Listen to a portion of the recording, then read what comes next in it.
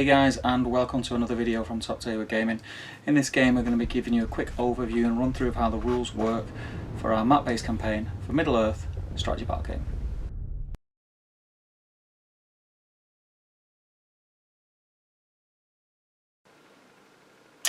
These are a really simple set of rules that we've put together, which run alongside the SBG rules that we all know and love.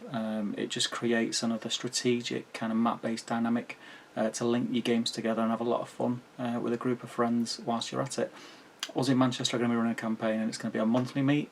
At the moment I think we've got 10 or 12 players, which is really good, but you could probably do this with 6, maybe even less if you made the map slightly smaller. So follow me as we go have a walk through the PDF and talk about how the rules work. So guys, getting started, how many players do you need? I think this campaign would work with anything from 4 players up to as many players as you can fit on the map really. Obviously if you go into it like 25 to 30 players it's going to get a bit crowded, and you probably have to use either A, a bigger map, or B, make the grid smaller on the map itself. But anything around say 6 up to say 15, 16 players would work awesome in my opinion. Ideally you'd want a good split of good and evil players just to keep everything themey, so if you can get an exact match of the same amount of evil players as you do good players, that'd be great, but 1 or 2 out here or there won't make that much of a difference. When it comes to who goes first in the campaign and the campaign turns, it will alternate between good, evil, good, evil, good, evil. So the way that I would recommend you do this is you get 2 cups. In one cup you have all your evil players, in the other cup you have all your good players. You pick 1 from one cup and then 1 from the other, and that's the order that they will move in throughout the campaign. That's not something you do every turn, that's how they move every turn of the campaign.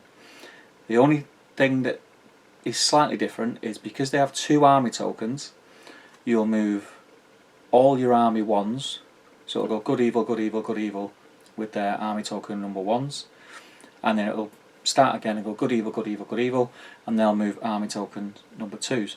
And what this does is this allows people to react to movements that the players in front of them have moved, and because you're always going to be in the same order, people are sort of not getting the short straw and being stuck at the end and getting stuck basically with people doing things that you have no power to counter to. So that's that.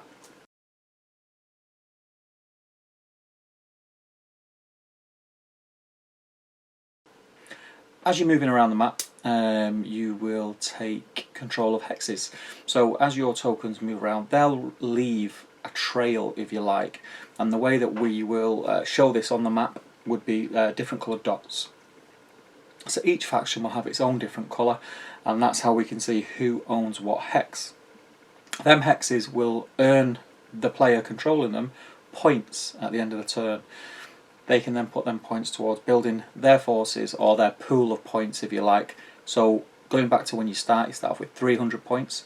If you've collected X amount of hexes or some special hexes or waypoints, you could end up with 600, 700, 800 points to build your 2 armies from, and that's how it works.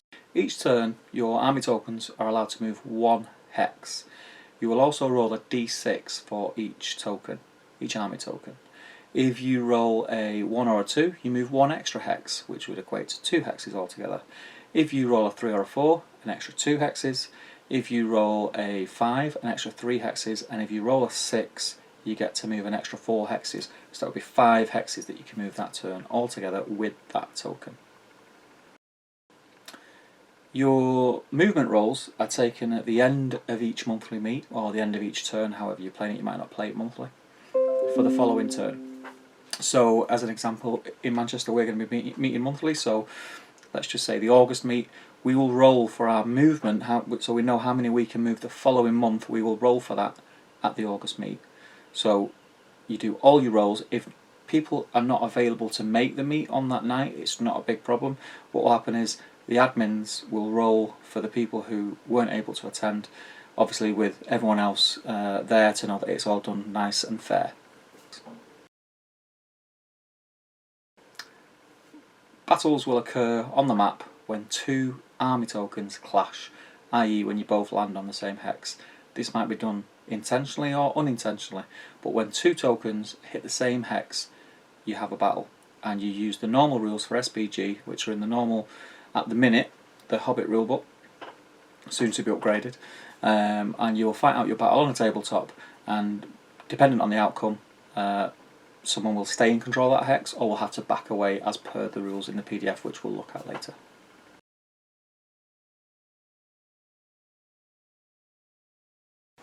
As I've mentioned before, we do have some campaign admins. There's myself, Benjamin Bowles and Tom Jennings in the Manchester one, but you choose whoever you see fit for your campaign if you're playing separately. Admins must always be informed of your desired point split between your armies for the following month, and also your desired movement for the following month. So once you roll your dice and you work out how many hexes you can move, we're normally going to give you a week or so, and I mean you can inform the admins on the night if you wish, but up to a week for you to have a think about, look at the map, see what's going on, and inform the admins of your desired move. We'll do this via probably a Facebook group or possibly a Gmail account for the admins for the campaign. But you must have them in. If you don't have them in time, you forfeit your move. There's not really any other way that we can do it, because it will really slow the campaign down.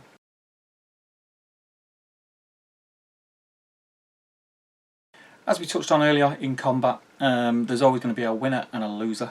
The loser of the combat will have to back away 3 hexes in the direction which they approached the hex that they are fighting over. When they back away them 3 hexes, they lose control of them 3 hexes. Hence, not only have they lost the battle and possibly, you know, took some severe hits on the hero front, they are losing points also. Once they back away, they cannot be charged the following turn by the winner of that battle. But, however, they can be charged by another force or another army token of the same force.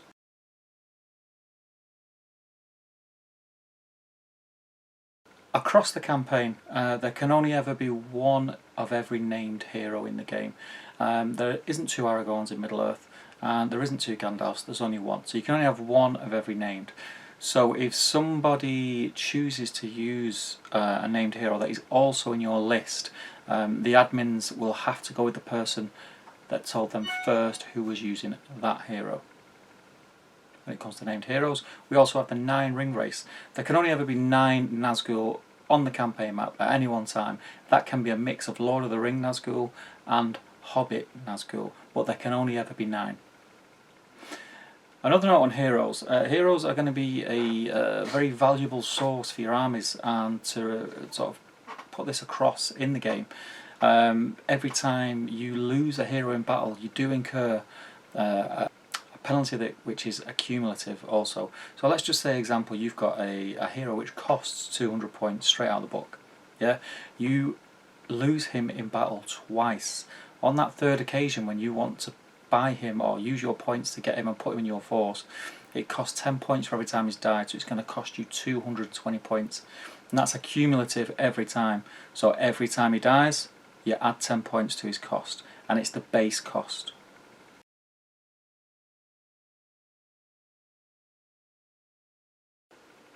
So your armies, you'll start the game with 300 points.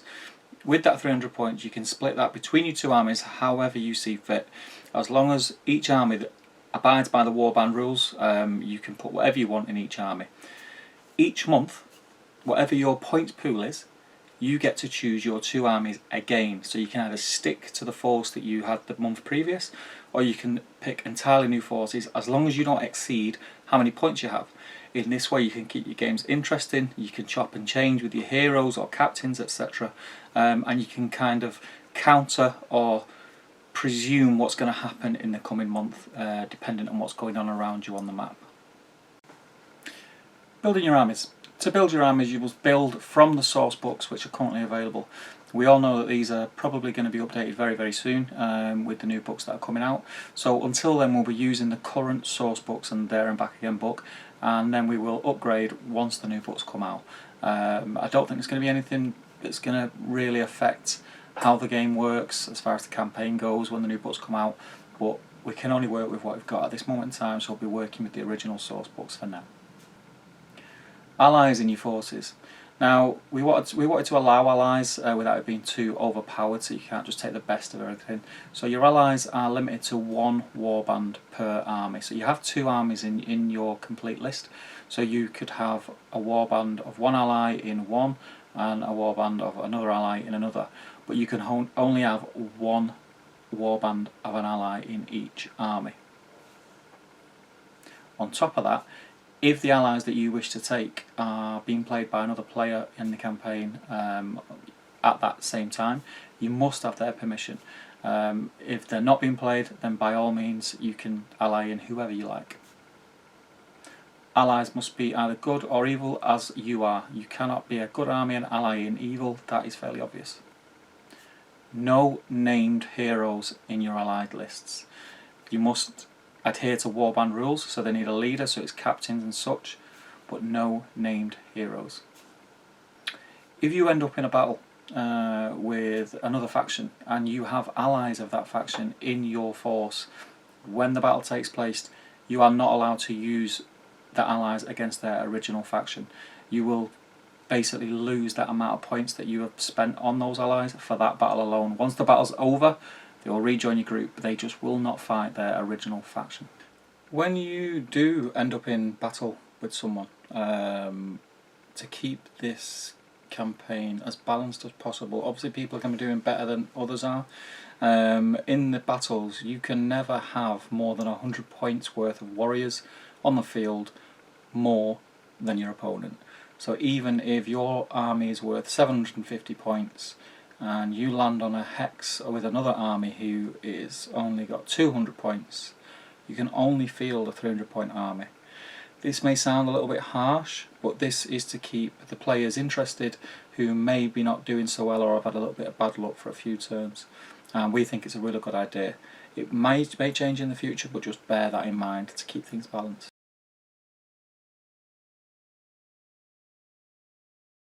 One of the cool things we've decided to add to the campaign, just to mix things up a little bit and give people something to really think about as well as the tactical side of movement along the map, is bonus cards.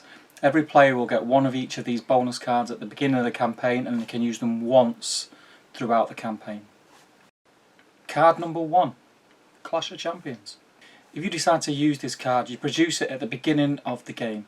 What you will do is you will choose 1 of your heroes in your army, and your opponent will choose 1 of theirs. Feel free to declare which hero it is, but basically the way it works is that the hero who's inflicted the most amount of wounds, not kills, the most amount of wounds before the first army breaks in that game is the winner. If your enemy is the winner, there is no effect at the end of the game. If your hero is the winner, you receive a one-off bonus of 100 points to put towards your forces. Card number 2, the Kingslayer. If you produce this card at the beginning of the battle and your army inflicts more wounds on enemy heroes than your enemy inflicts on you, you are the winner. Again as before, if you're not the winner and your opponent is, there is no effect. The bonus for this special rule is any hero in any of your forces receives the resistant to magic rule for 1 battle.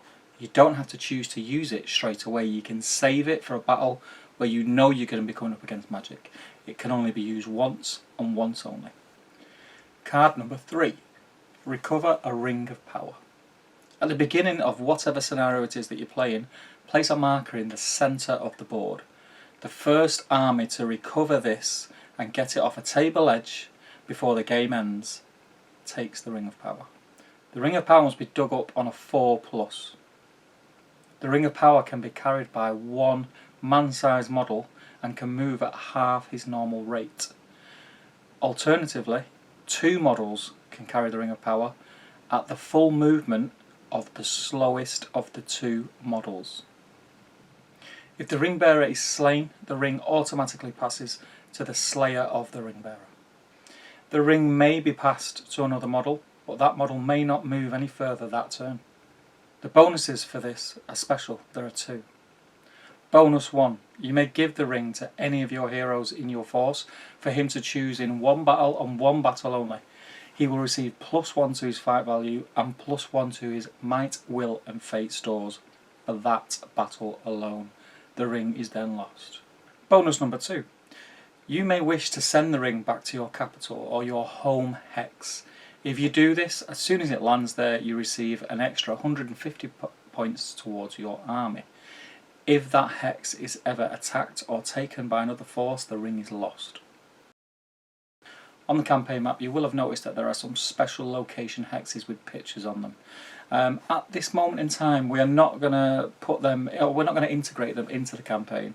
We don't want to bog it down too much with special rules and such until we're more fluent with the rule set that we're using. But keep an eye out in the future, because as soon as everybody becomes a little bit more used to the rules, we may be adding them sooner than we think. Also on the map, you'll notice little GBHL badges all over. These are waypoints, and these are crucial in building your forces as quick as possible. Every time you basically capture a waypoint, you get these bonuses. So if you have one waypoint, that waypoint is worth 50 points. If you own 2 waypoints, that 50 points jumps by 25, so both waypoints are worth 75. If you own 3, again it jumps by 25, so the 3 of them are worth 100 each, which is 300 points for those waypoints. So in essence, the more waypoints you get, the stronger that you can build your armies. These are real strategic points on the map, and it's going to be really interesting to see how it pans out and if people decide to collect a mass of normal hexes or go for these hexes straight off the bat. Another thing to think about for your armies, if you manage to land on and capture an enemy's home hex, that can be really critical to both you and them.